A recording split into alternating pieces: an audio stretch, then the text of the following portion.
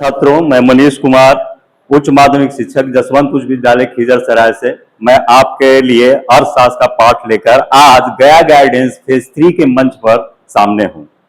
जैसा कि आप जानते हैं कि गया गाइडेंस प्रोग्राम जिला शिक्षा कार्यालय गया द्वारा संचालित है, जिसमें प्रमुख रूप से जिला शिक्षा अधिकारी एवं डीपीओ स्थापना नेतृत्व की भूमिका निभाते रहे हैं। इसके साथ ही विषय विशेषज्ञ शिक्षकों द्वारा इसकी तैयारी प्रत्येक बार लगातार 3 सालों से करवाते चले आ रहे हैं। इसी क्रम में 10th के विद्यार्थियों के लिए आज हम आपके सामने अर्थशास्त्र का पाठ लेकर खड़े हैं। मेरी कोशिश रहेगी कि आसान से आसान भाषा में अर्थशास्त्र से कठिन शब्दावलियों को आपके समक्ष रखूं ताकि आपको समझने में आसानी हो।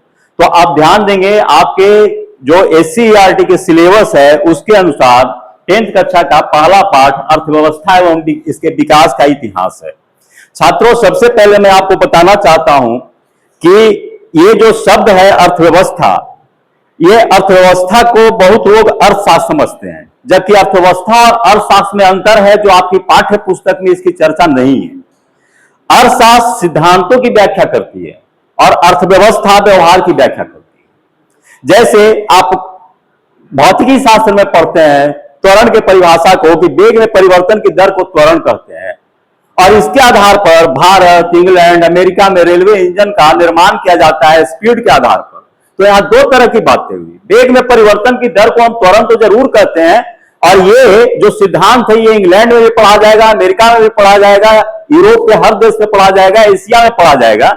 लेकिन भारत की बुलेट ट्रेन कितने स्पीड में चलती है ये सिर्फ भारतीय संदर्भ में पढ़ा जाएगा, और इसी को हम भारत के संदर्भ में जब पढ़ेंगे तो हम इसको भारतीय विज्ञान कहेंगे।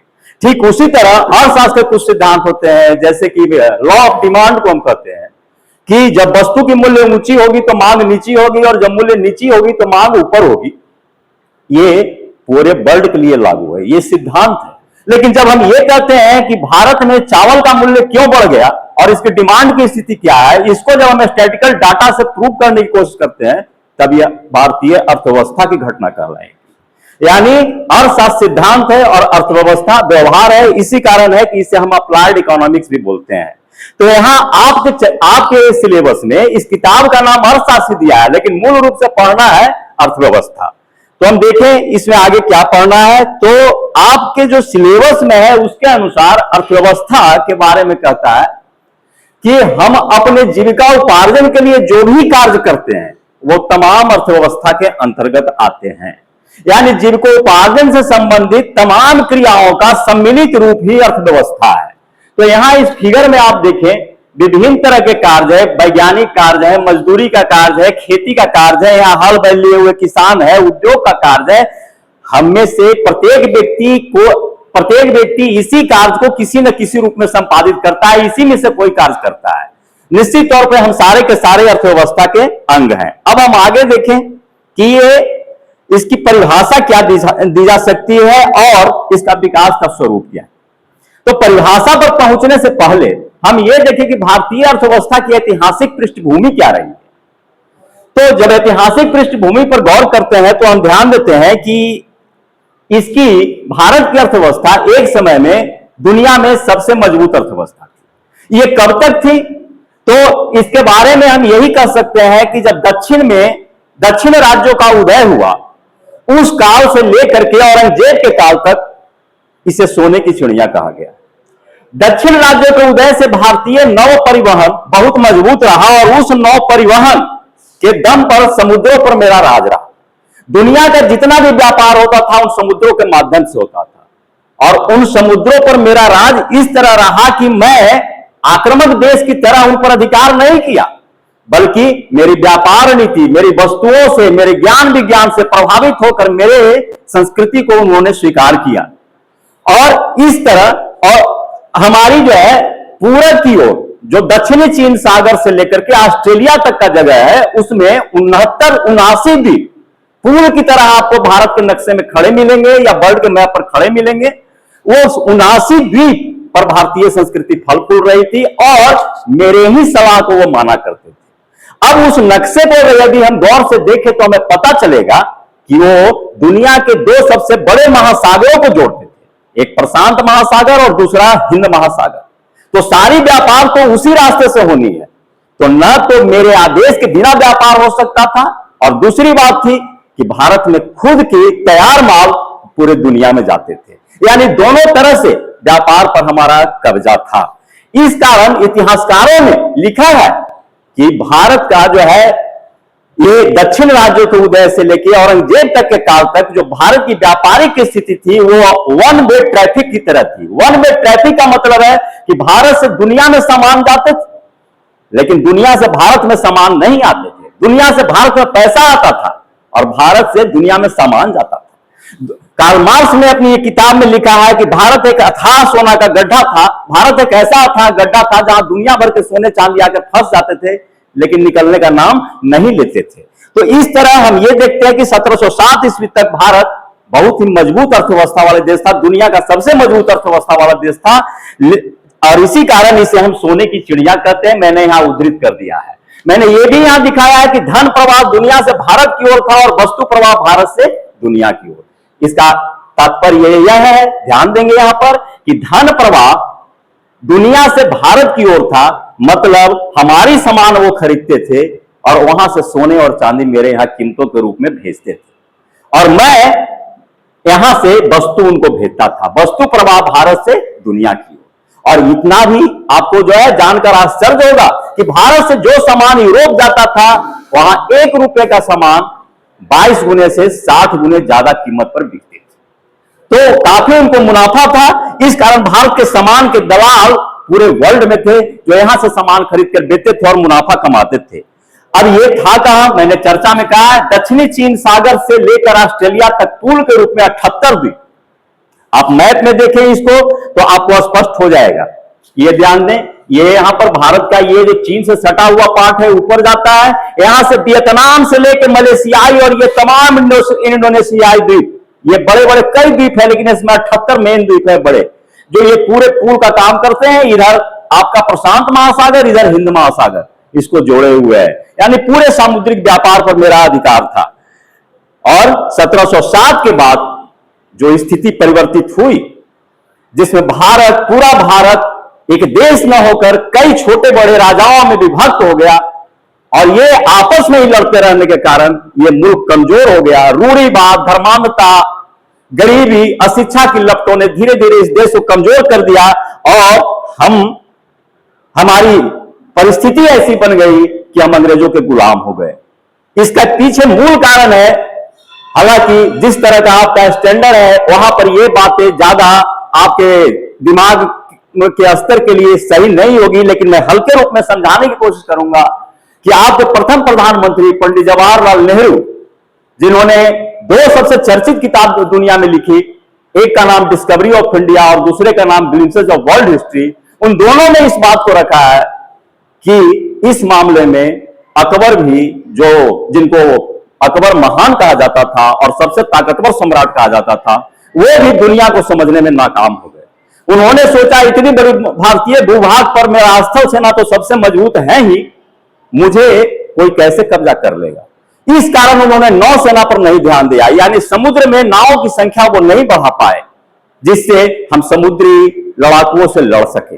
परिणाम क्या हुआ कि यूरोप धीरे धीरे अपने नेवल आर्मी को, यानी नौसेना को विकसित किया, और विकसित करके भारत के तट पर औरंगजेब के बाद जब कमजोर भारत था पहुंचने लगा, और पहुंचने के बाद वो समुद्रों पर अधिकार करना शुरू किया। अकबर के काल में भी एक बार घटना घटी थी कि जब दक्षिण के बंदरगाह पर वो लोग व्यापार करने के लिए आए, तो अकबर ने उनकी कुनीतियों के कारण उन्हें रोकने की कोशिश की।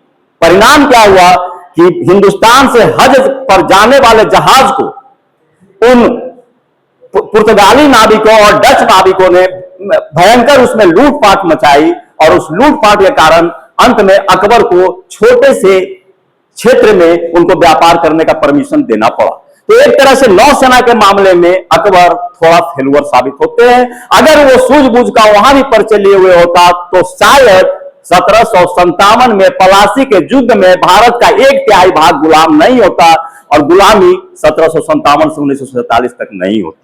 तो इस तरह से हम आगे बढ़ते हैं, यानी हम ये कहें कि 1757 पलासी का युद्ध भारत की गुलामी की पहली पटकथा है और ये लगभग 200 वर्षों तक चले।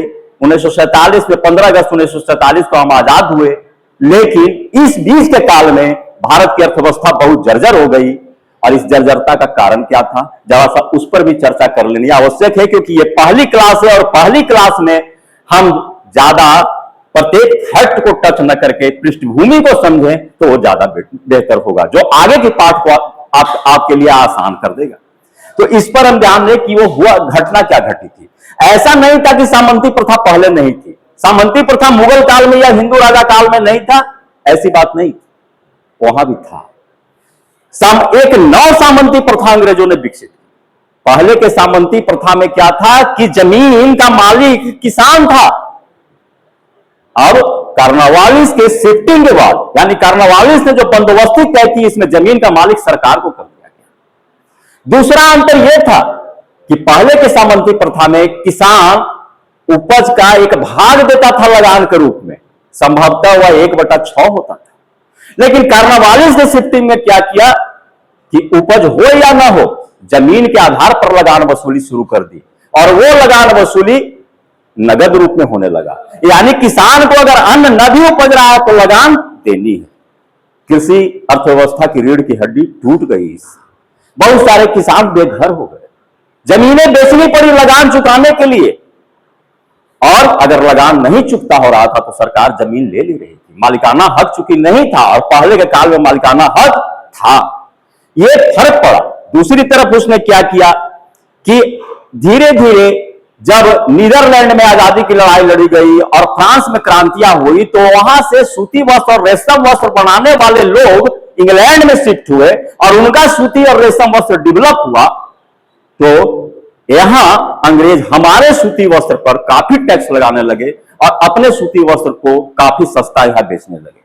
मेरे बंगाल में जो सूती वस्त्र का व्यापक पैमाने पर नव पूंजीवादीकरण की तरफ विकास होते चला जा रहा था, उसकी कमर टूट गई क्योंकि बिक्री बंद हो गई।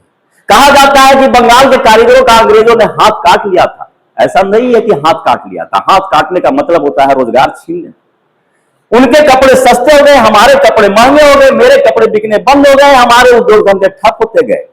रामविलास शर्मा ने लिखा है कि भारत पूंजीवाद के विकास के मार्ग पर जा रहा था, लेकिन अंग्रेजों ने इसमें बाधा पहुंचा दी, और यही बात जवाहरलाल नेहरू ने भी लिखा है। हमारे यहां बड़े उद्योग विकसित होते, यही अंतर था कि जहां यूरोप में 18वीं शताब्दी के मध्य में औद्योगिक क्रांति आई, मेरे यहां 19वीं शताब्दी की शुरुआत में आ जाती, 50 वर्ष देर से आती। ये अलग मैटर था, लेकिन औद्योगिक क्रांति यहां भी होती, उसे बाधित किया गया अंग्रेजों द्वारा जानबूझ करके कि भारतीय उद्योग में जो विकास हो रहा है उसको अवरुद्ध कर दो, इनके उद्योग धंधों को बंद कर दो, और बंद कर देने के बाद जो है अपना उद्योग धंधा फैलाओ। तो अब देखिए क्या हुआ, कृषि की भी कमर तोड़ दी और उद्योग का भी कमर तोड़ दिया।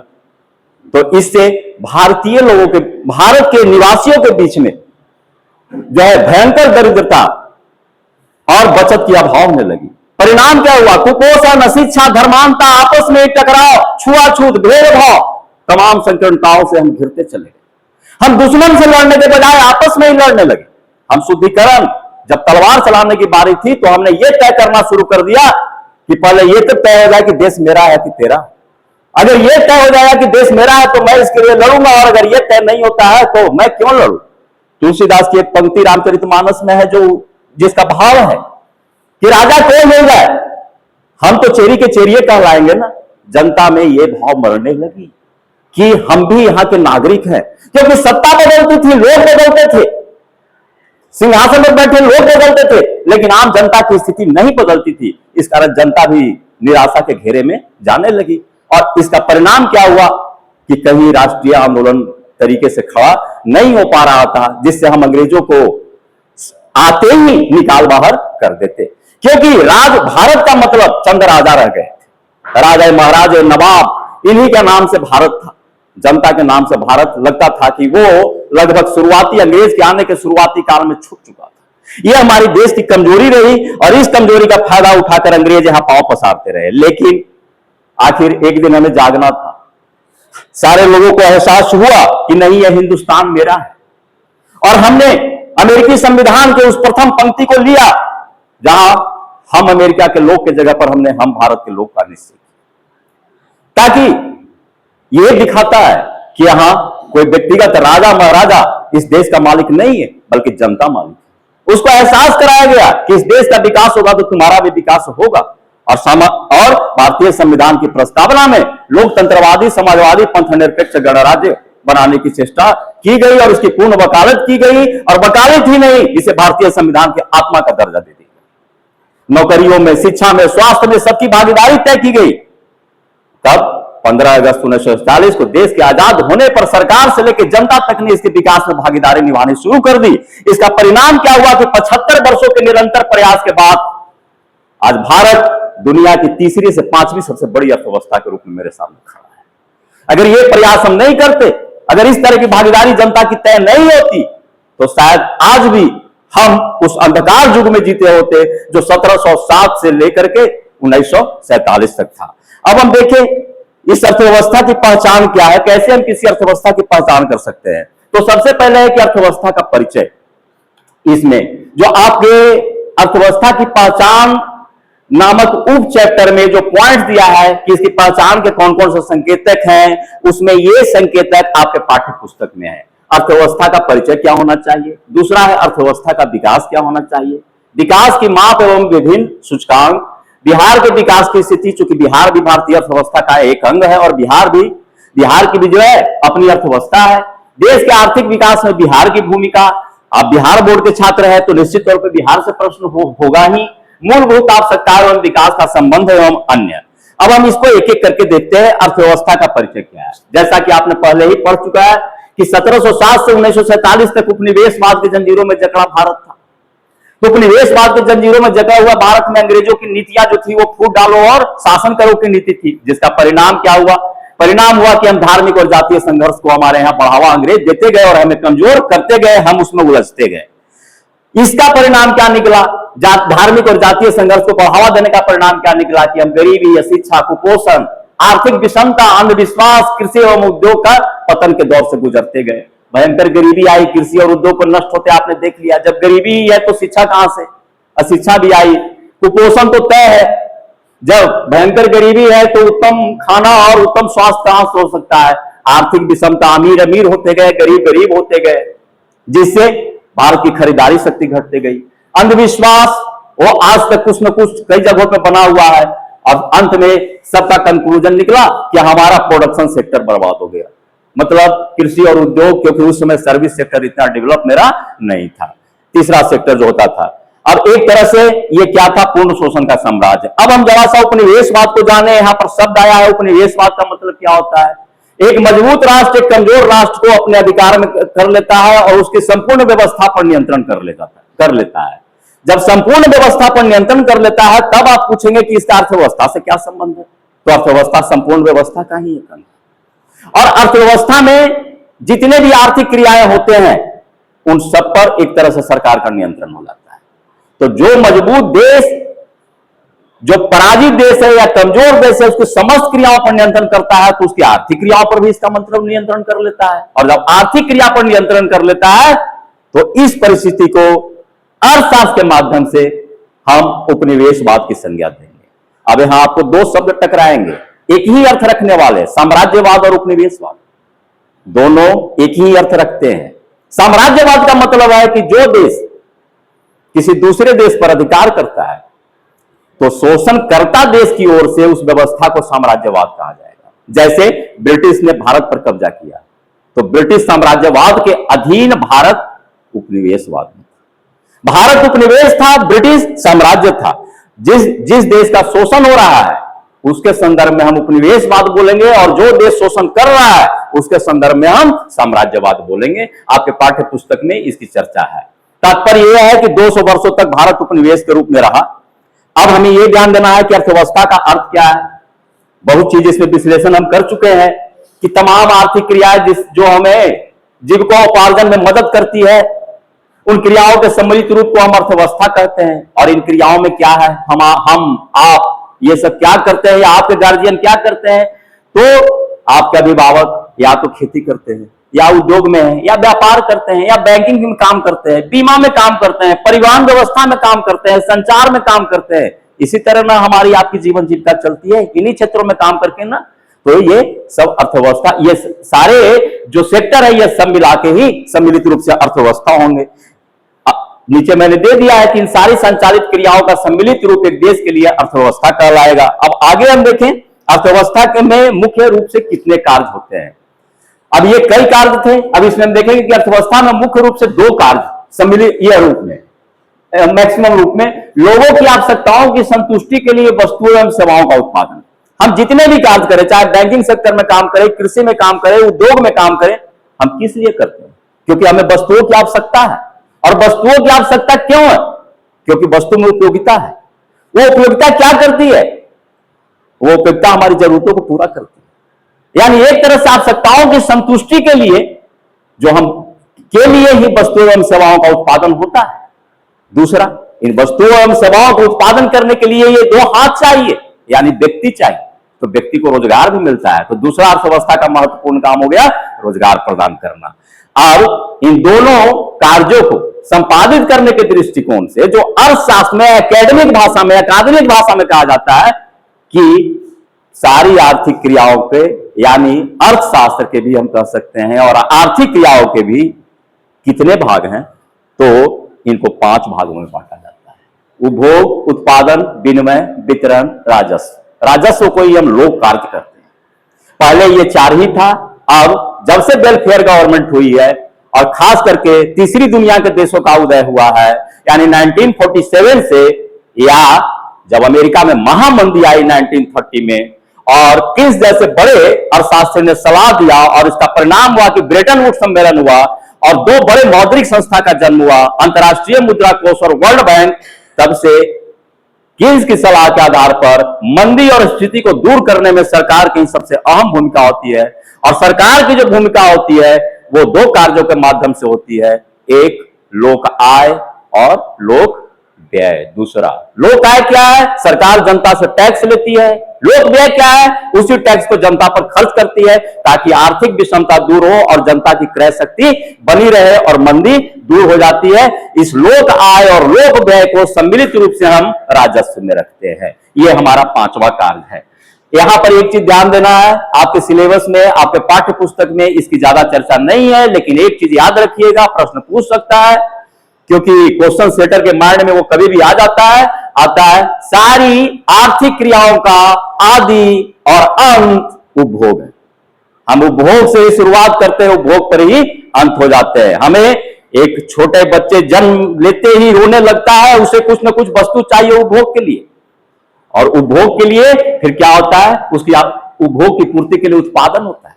जब उत्पादन हो जाता है तो वस्तु बच्चे को या किसी को मिल नहीं जाता है, मार्केट से खरीदा जाता है, विनिमय होता है।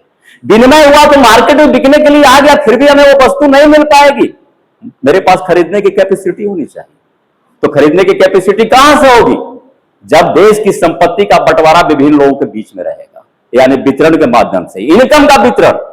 जैसे उत्पादन में जितने लोग लगे हुए हैं उन्हें कुछ न कुछ वेतन के रूप में, लाभ के रूप में इनकम का हिस्सा मिलता है, इसी को हम वितरण कहते हैं। जब ये मिल जाएगा तो इससे ये इसको खरीदेंगे, और अगर इसमें वितरण में गैप होता है तो उसको बांटने वाला है राजस्व। जैसे आप देखते हैं सरकार क्या करती है, गरीबों को मुफ्त अनाज, वितरण में कमी हुई तो उसको बांटने के लिए सरकार खड़ी हो गई, राजा खड़े हो गए। तो इस तरह से ये 5 भाग है। अब अर्थव्यवस्था कुछ परिभाषा है, इसको आप पाठ्य पुस्तक से याद कर लीजिएगा, वहां पर भी है, इससे भी आप याद कर लीजिएगा, ये नोट्स आपको डाउनलोड रहेंगे। अर्थव्यवस्था लेविस की परिभाषा है, बिल्कुल इसको याद रखिएगा, यह 2 नंबर प्रश्न में पूछेगा। अर्थव्यवस्था का अर्थ किसी राष्ट्र के संपूर्ण व्यवहार से होता है जिसके आधार पर मानवीय आवश्यकताओं की संतुष्टि के लिए वो अपने संसाधनों का प्रयोग करता है। जैसे एक किसान अपने खेत, हल बैल, अपना शरीर, तो उसका शरीर क्या है? एक मजदूर है। हल बैल उसका क्या है? उसकी पूंजी है, खेत उसकी पूंजी है। तो उसके पास जो संसाधन है उसका प्रयोग करता है। और किस लिए प्रयोग करता है? प्रयोग इसलिए करता है कि मेरा परिवार आराम से जिए खाए, मेरे बच्चों की शिक्षा पूरी हो, मेरे परिवार का स्वास्थ्य अच्छा रहे, तो वो सब आवश्यकताएं ही कहलाएंगे ना। शिक्षा, स्वास्थ्य, भोजन, वस्त्र, आवास, इसी की संतुष्टि के लिए वह किसान अपने संसाधन का प्रयोग करता है, और यह उसका संपूर्ण व्यवहार है एक व्यक्ति का। और प्रत्येक व्यक्ति के संपूर्ण व्यवहार को जोड़ देंगे तो राष्ट्र का संपूर्ण व्यवहार निकल जाएगा। कोई कृषि से इसी चीज को करेगा, कोई उद्योग से करेगा, कोई सर्विस से करेगा, लेकिन करना तो यही है कि अपनी आवश्यकताओं की संतुष्टि करनी है। नेक्स्ट, ब्राउन ने एक परिभाषा दी है, छोटी परिभाषा है, ये सीधी याद करना है। मैंने दो ही परिभाषा दी है, ध्यान रखना है किताब से, यानी कोई राइटर के अनुसार। अर्थव्यवस्था आर्थिक क्रियाओं का एक ऐसा संगठन है जिसके अंतर्गत लोग कार्य करके अपनी आजीविका चलाते हैं। बात एक ही है, लोग कार्य करते हैं, अपनी आजीविका चलाते हैं। आर्थिक क्रियाओं का संगठन है। और आर्थिक क्रिया कौन है? फिर से रिमाइंड हो जाइए, उपभोग, उत्पादन, विनिमय और वितरण। ये क्रियाएं करके लोग अपनी आजीविका चलाते हैं। अब चाहे इसको कृषि से हम करें, उद्योग से करें, बीमा से करें, परिवहन से करें, जैसे भी करें, हमको करना यही है। अब अपने तरफ से एक परिभाषा दे दीजिए समराइज रूप में। कोई जरूरी नहीं है मेरी भाषा को नकल कीजिए, बातें यही आनी चाहिए। यह ध्यान देना है, समझना है मैंने क्या लिखा है। अर्थव्यवस्था समाज की उन सभी आर्थिक क्रियाओं का योग है जिसमें उपभोग, उत्पादन, विनिमय एवं सरकार द्वारा लोक कार्य संपादित किए जाते हैं। ये आपकी परिभाषा आपके पाठ्य पुस्तक में नहीं है, इसको आप नोट डाउन करके बिल्कुल याद रखिएगा। मैंने देखिए इसमें उन पांचों कार्य का सम्मिलित रूप कर दिया है, उपभोग, उत्पादन, विनिमय, वितरण एवं सरकार द्वारा लोक कार्य। अब ऊपर दिए गए संकेतों के आधार पर हम क्या कर सकते हैं कि हम बिहारवासी भी भारत की अर्थव्यवस्था का एक अंग है और हमारी भी अपनी अर्थव्यवस्था है, क्योंकि हमारी कुछ अपनी जरूरतें अपने ही राज्य के उत्पादन से पूरे करने पड़ते हैं, तो निश्चित तौर पे मेरी अर्थव्यवस्था भी मायने रखती है। और हम वो तमाम कार्य करते हैं जो एक अर्थव्यवस्था के अंदर कोई मनुष्य करता है, और बिहार की करोड़ों की आबादी भी वो तमाम कार्य करती है। अतः हम कह सकते हैं कि हम बिहारवासी भी अर्थव्यवस्था के एक अंग है, क्योंकि इन सारी क्रियाओं को हम संपादित करते हैं।